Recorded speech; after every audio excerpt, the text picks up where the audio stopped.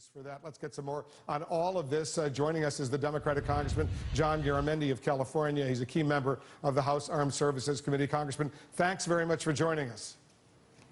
Sure, good to be with you, Wolf. Very interesting day today. It's an important day, and there's several significant changes unfolding. I want to get your sense of what's going on. First of all, the decision to send up to 50 U.S. Special Operations Commandos into Syria seems to suggest all of a sudden the president now does support having combat boots on the ground in Syria, albeit very limited, at least for now.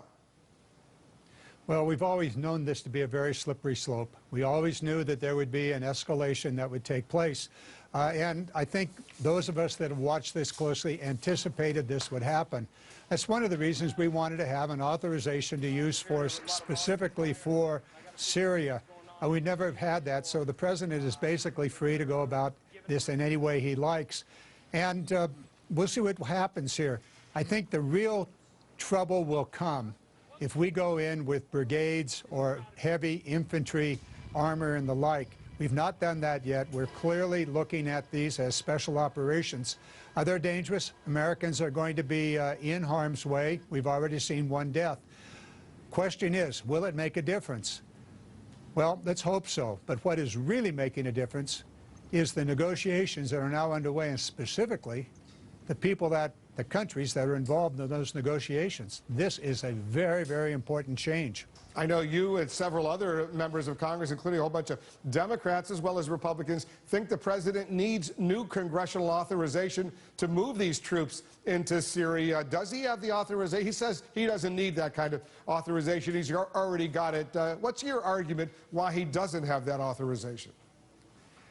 Well, he's basically using the 2002-3 authorization to use force in Afghanistan, where it said go after al-Qaeda and the Taliban. Well, he's able to stretch all the way across Iran, Iraq, and into Syria, saying that these ISIL folks are really part of the al-Qaeda Taliban network. It's a legal argument. We could probably argue it forever and a day. The fact of the matter is there will not be a new authorization to use force because, frankly, Congress doesn't want to run the risk of having to vote. Much better to stand back and blame the president for any failure and then take whatever credit would fall towards the congressional representatives. It's unfortunate because this is a war. This is not just a police action. It is a war. And the Constitution is quite clear that only Congress can declare war. And what's important here is that when Congress is involved, and if Congress does approve it, then we have the American public buying into what is going to be a dangerous situation. Now, we can be hopeful. While this is going to put American forces at greater risk, we can be hopeful of the other things that are taking place simultaneously. And we'll see what happens. This is a very, very important day. As you said a moment ago, yeah. It's going to play out in ways that we would hope would be positive. And a lot of people say 50 U.S. Commando Special Operations Forces going after the ISIS stronghold, the capital of ISIS, really in Raqqa, which they hold with an iron grip, is certainly not necessarily going to be enough. A lot more U.S. troops potentially would be necessary, not only air power, but on the ground as well. We have more to discuss, Congressman. There's other developments happening right now, much more, right after this quick break. We're back with Democratic Congressman John Garamendi. California is a key member of the House Armed Services Committee. Are you afraid of what they call mission creep unfolding right now, Congressman? It's not afraid, but it's happening. I've anticipated this from the very beginning of the bombing more than a year ago, that we would eventually have troops. I've always thought that they would be exactly what's happening now, special operation forces of various kinds operating there. And actually, I don't think this is the first time. If I recall, there was a raid of special operation forces into Syria some time ago. But the fact of the matter is, we're there. We're in for a dime. We're clearly in for a dollar, and they're going to be in for billions before this is over. The question is, what will be the result of it? Clearly, we have managed to stop ISIS advance. We've rolled them back in a few places, but they are very, very lethal. They're just as nasty and as terroristic as ever.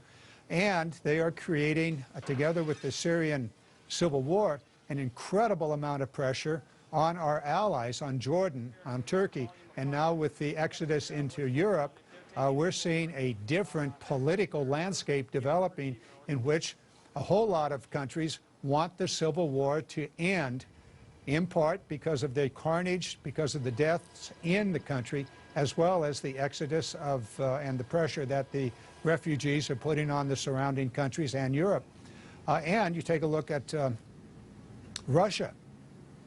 The ISIL situation presents a very serious problem for Russia. Radical jihadism is alive and well in Russia today, and there are perhaps a couple of thousand or maybe more Russians, Muslims, who are working in the ISIL camps, part of that, learning all that they need to know to come back to Russia and cause problems there. All of this comes together and takes us to what is really the most hopeful event of this day, which would be the Vienna negotiations that are underway. But you're not really confident that that's going to convince the Iranians or the Russians, for that matter, to abandon their support for Bashar al-Assad, do you? No, not at all. I would expect that they would continue to support Assad. And the question then is, what kind of negotiations would then result from this multi-party event?